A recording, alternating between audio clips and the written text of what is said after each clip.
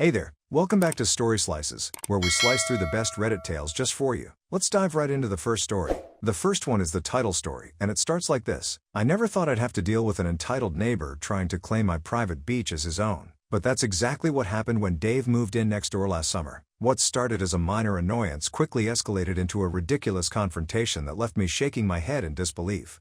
My name's Mike, and I've owned my beachfront property for over 20 years. It's a beautiful stretch of pristine white sand along the Gulf Coast that's been in my family for generations. The house isn't anything fancy, just a modest two-bedroom cottage that I use as a vacation home and rent out occasionally. But the real draw is the quarter-mile of private beach that comes with it. I take pride in maintaining the beach and keeping it in pristine condition. Every time I visit, I spend hours combing the sand, picking up any litter that washes ashore, and making sure the dunes are protected. It's my own little slice of paradise, and I cherish the peace and solitude it provides. That all changed when Dave bought the vacant lot next door and built an ostentatious 3-story monstrosity of a beach house. From day one, it was clear he thought he was hot stuff. He'd strut around in his fancy swim trunks, gold chain glinting in the sun, acting like he owned the whole beach. At first, I tried to be neighborly. I introduced myself and welcomed him to the area. But Dave barely gave me the time of day, just grunted and went back to surveying his domain as he called it. I should have known then that he'd be trouble. It wasn't long before Dave started venturing onto my stretch of beach like he owned the place. He'd set up his tacky oversized beach umbrella and lounge chair right in front of my house. When I politely pointed out that this was actually my private property, he just scoffed. "Listen, pal," he said, not even bothering to look up from his phone. "I paid good money for my house, and that includes beach access. You can't own a beach."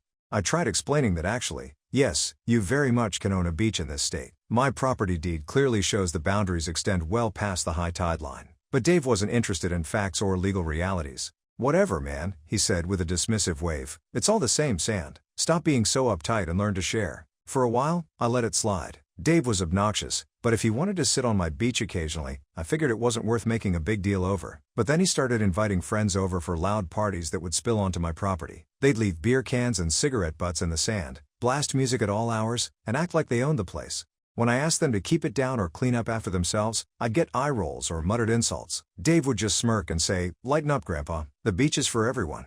The final straw came one Saturday afternoon in July. I had just arrived for a weekend getaway, and was looking forward to some quiet time by the water. But as I walked out onto my back deck, I was greeted by an infuriating sight.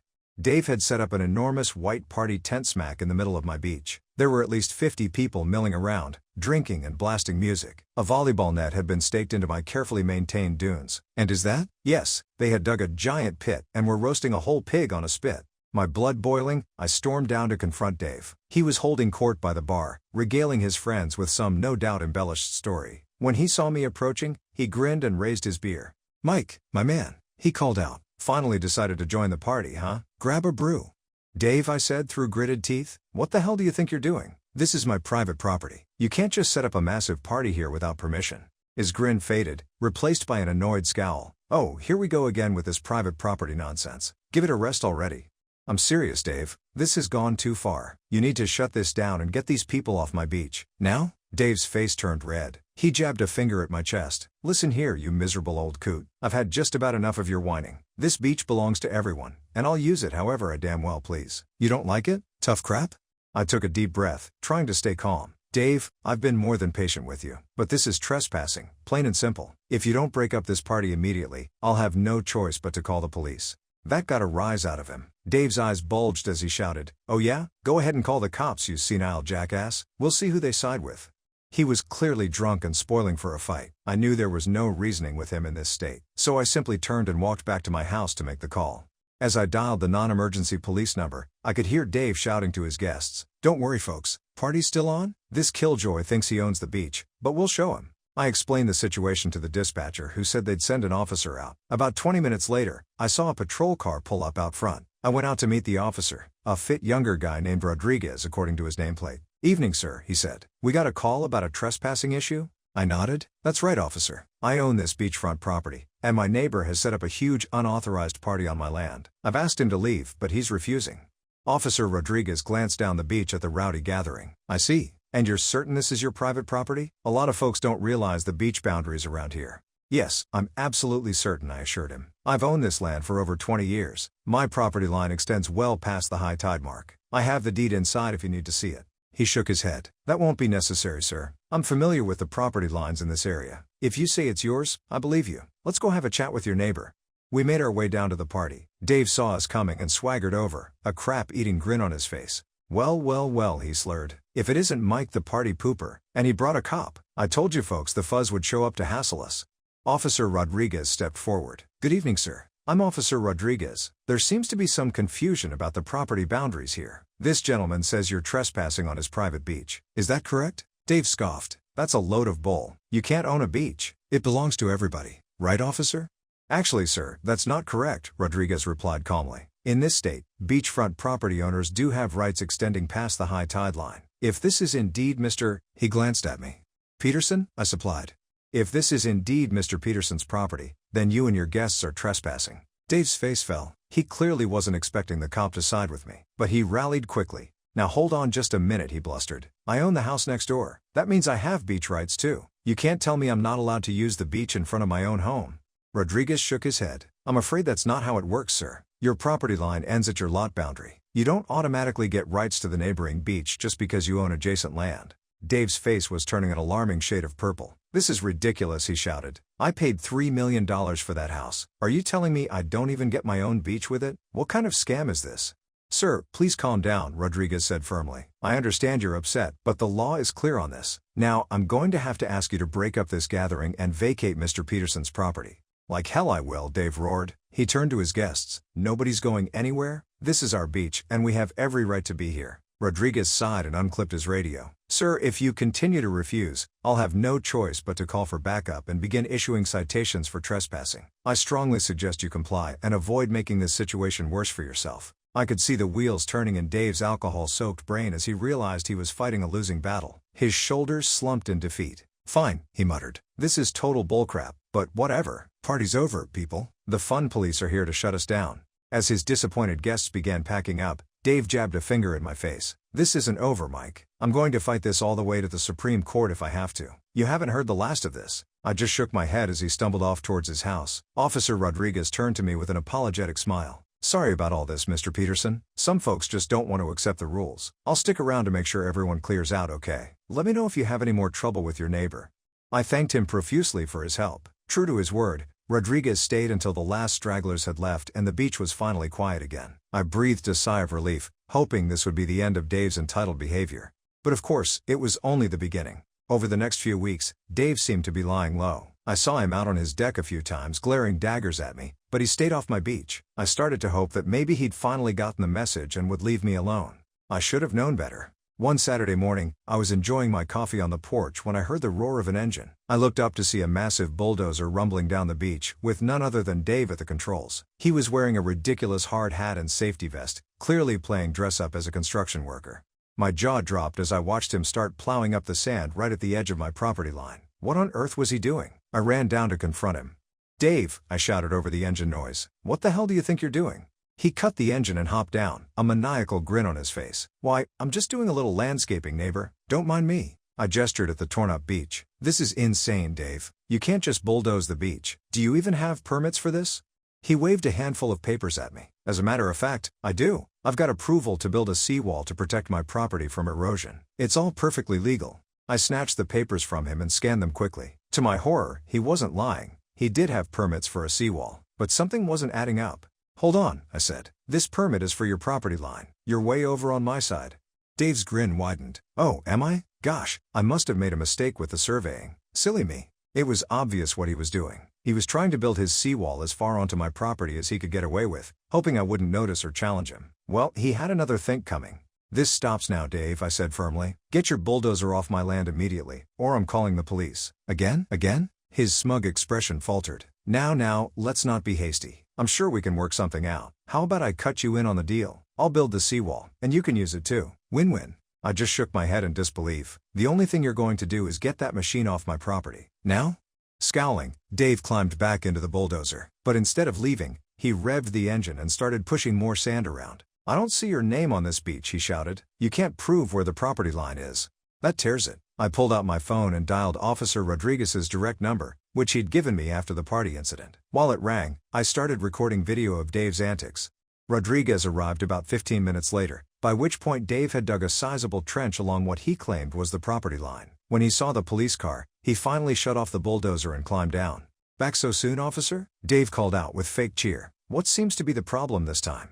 Rodriguez looked from the torn-up beach to Dave's smug face, then to me. "Want to fill me in, Mr. Peterson?" I explained the situation and showed him Dave's permits, pointing out how he was well over the approved boundaries. Rodriguez nodded and turned to Dave. "Sir, I'm going to need to see some identification and proof that you're certified to operate this machinery." Dave's face fell. "Well, I hired a guy, you see. He just stepped away for a bathroom break."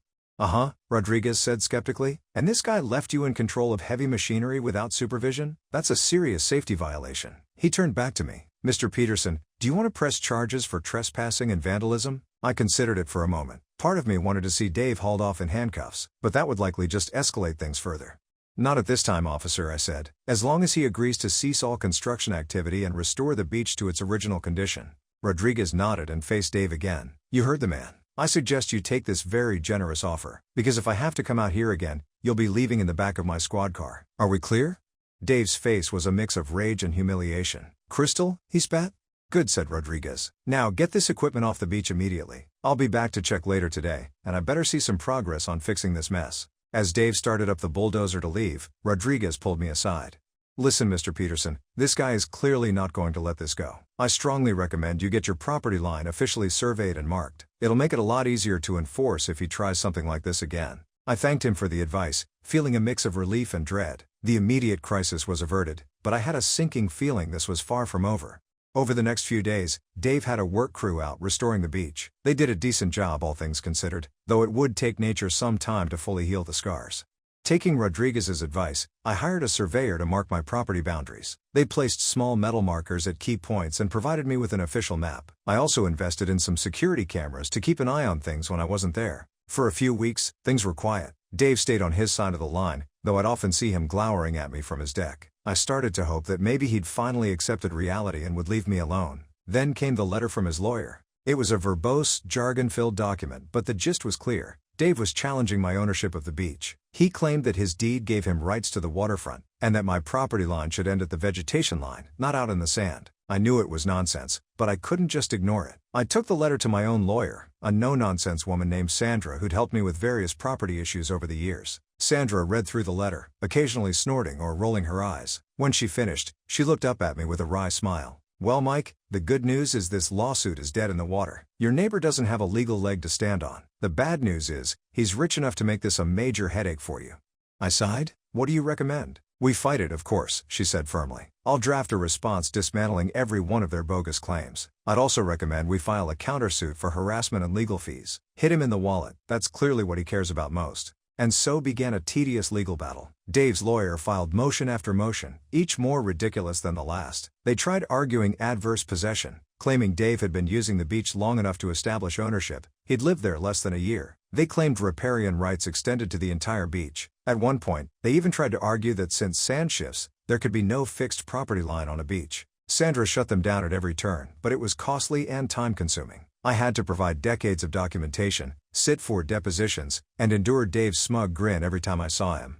The final straw came when Dave's lawyer requested a temporary injunction barring me from interfering with his client's beach access while the case was ongoing. Essentially, he wanted free rein to use my beach during the entire legal process, which could take years. Thankfully, the judge saw through this transparent ploy. Not only did he deny the injunction, but he also issued a scathing rebuke of Dave's legal team for wasting the court's time with frivolous motions. Finally, after months of legal wrangling, we had our day in court. The judge listened patiently as Dave's lawyer spun an elaborate tale of historic beach rights and shifting sands. Then Sandra presented our case, methodically dismantling every argument with clear documentation and legal precedent. In the end, the judge's ruling was unequivocal. He affirmed my ownership rights to the disputed beachfront, dismissed all of Dave's claims with prejudice, and ordered him to pay my legal fees. He also issued a stern warning that any further encroachment on my property would result in significant fines.